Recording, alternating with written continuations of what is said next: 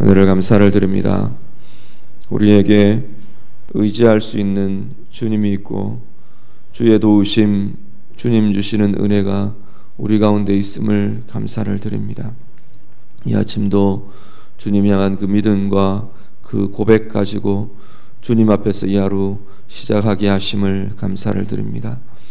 주님 앞에 드리는 이 아침의 첫 시간이 주님 만나는 자리 되게 하시고 주님과의 깊은 교제가 있고 주님의 위로와 주님 주시는 힘이 있는 복된 자리 되게 해 주시옵소서.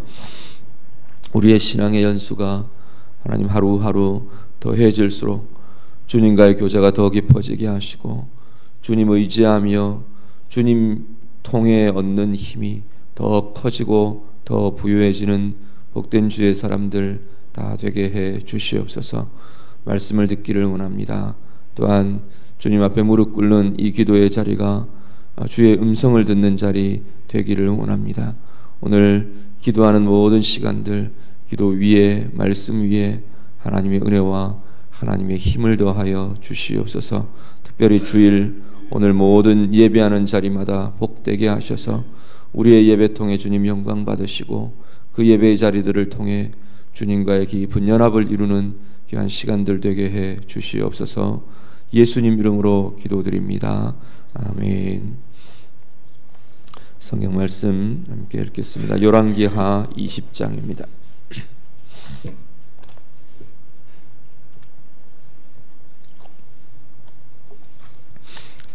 구약성경 열왕기하 20장 말씀입니다.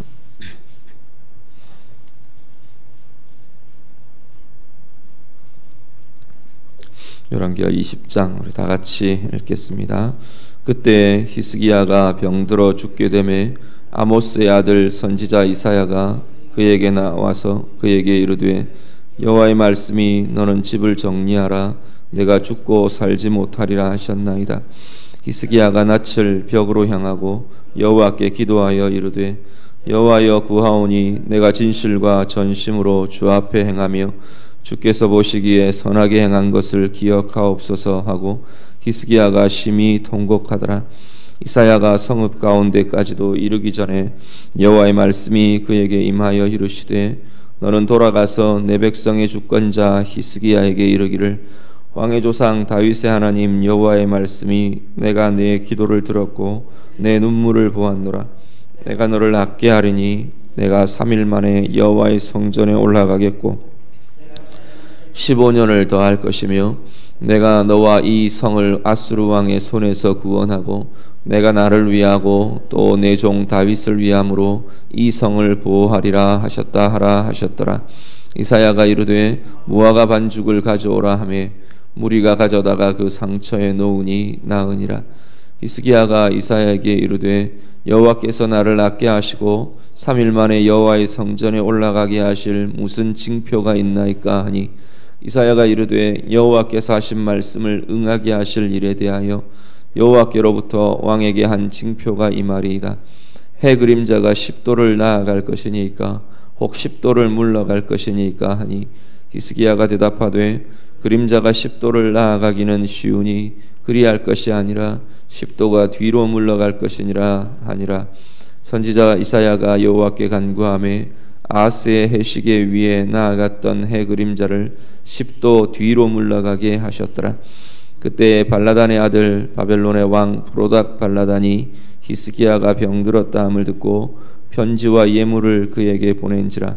히스기야가 사자들의 말을 듣고 자기 보물고의 금은과 향품과 보배로운 기름과 그의 궁기고와 창고의 모든 것을 다 사자들에게 보였는데 왕궁과 그의 나라 안에 있는 모든 것 중에서 히스기야가 그에게 보이지 아니한 것이 없더라. 선지자 이사야가 히스기야 왕에게 나와 그에게 이르되 이 사람들이 무슨 말을 하였으며 어디서부터 왕에게 왔나이까? 히스기야가 이르되 먼 지방 바벨론에서 왔나이다 하니 이사야가 이르되 그들이 왕궁에서 무엇을 보았나이까 하니 히스기야가 대답하되 내 궁에 있는 것을 그들이 다 보았나니 나의 창고에서 하나도 보이지 아니한 것이 없나이다 하더라.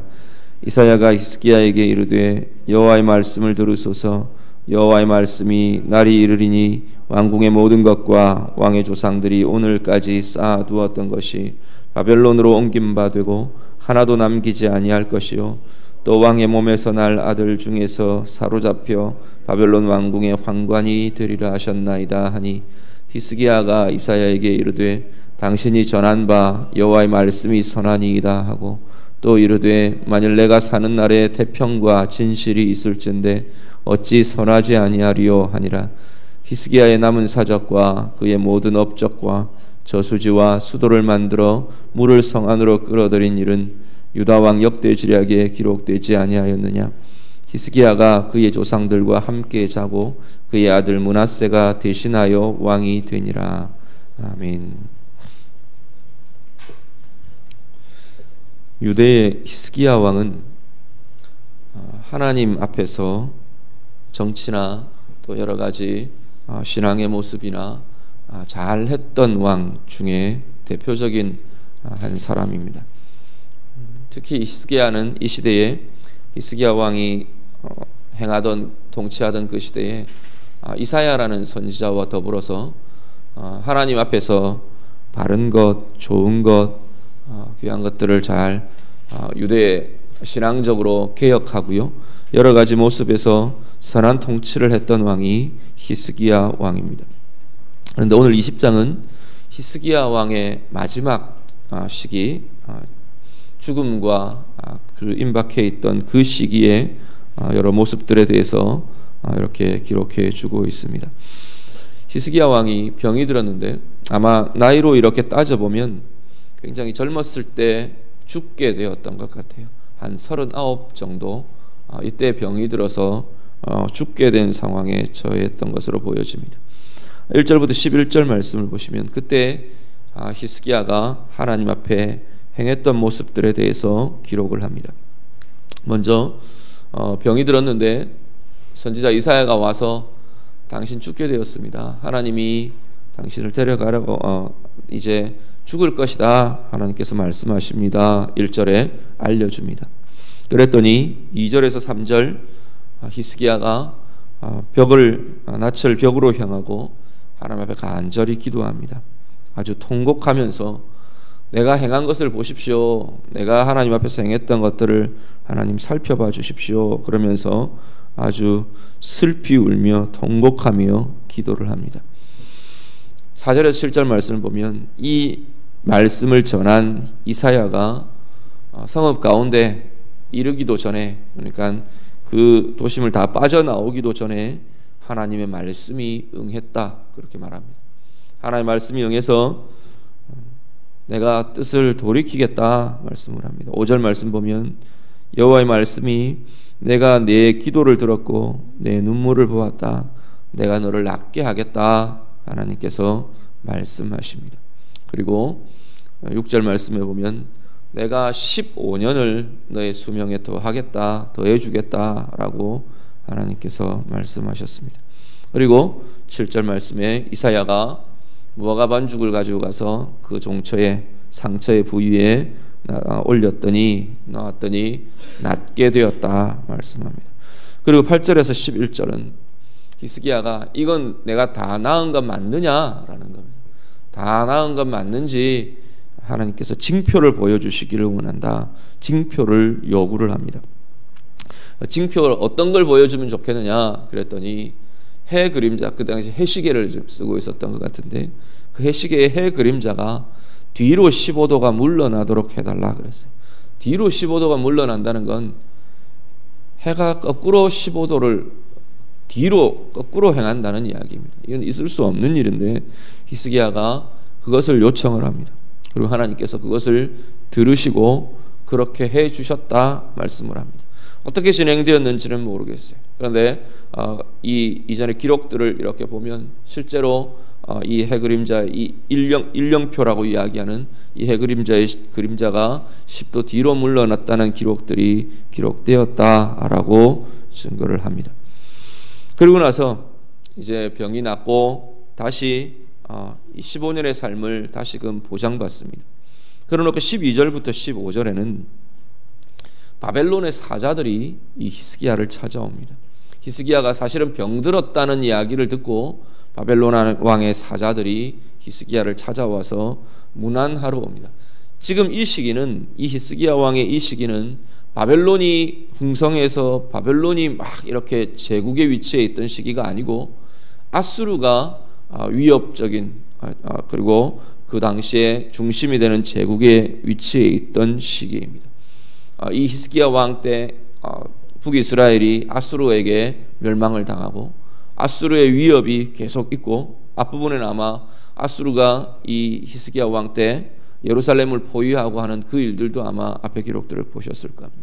그런 시기였는데 바벨론은 이제 막 일어나는, 제국이 일어나기 시작하는 그러한 시기에 있었습니다.